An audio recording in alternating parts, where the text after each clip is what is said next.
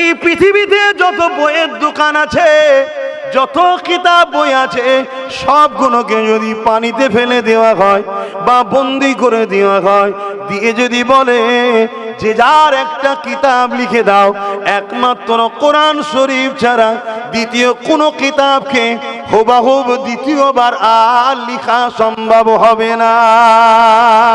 কেন? কয়েক কোটি হাফেজে কোরআন আছে, কয়েক কোটি উলামা রয়েছে।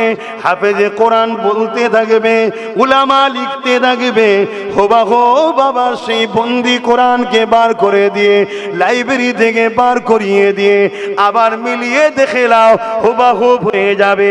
এটাই হলো কোরআনের একটা বড় মুজিজা। আমার আল্লাহ পাক কোরআনকে মানুষের সিনাতে হেফাজতের জন্য মুখস্থ করার ক্ষমতা দিয়েছে। পৃথিবীতে কোরআন ছাড়া অন্য কিতাবকে কেউ মুখস্থ করে রাখতে পারে না।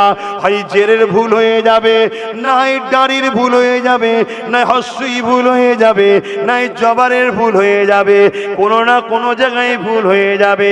কোরআনের মুজিজা হলো হাফেজে কোরআন যারা রয়েছে, একটা জের জোয়ার জবার নুক্তা পর্যন্ত মুখস্থ করে রাখতে পারে।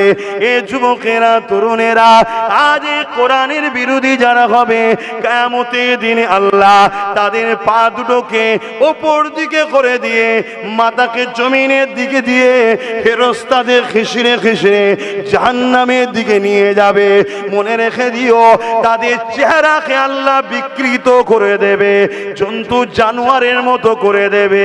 আল্লাহর কোরআন জানিয়ে দিয়েছে, উলাইকা কাল আনআম, মানুষের মধ্যে কিছু মানুষ আছে যারা কিয়ামতের দিনে তাদের খসলতের জন্য তারা চতুষ্পদ জন্তুর ন্যায় হয়ে গেছে। এবং তারপরে আল্লাহ আরেকটু বলছে, বালহুম আদাল, তার থেকেও নিকৃষ্ট হয়ে যাবে।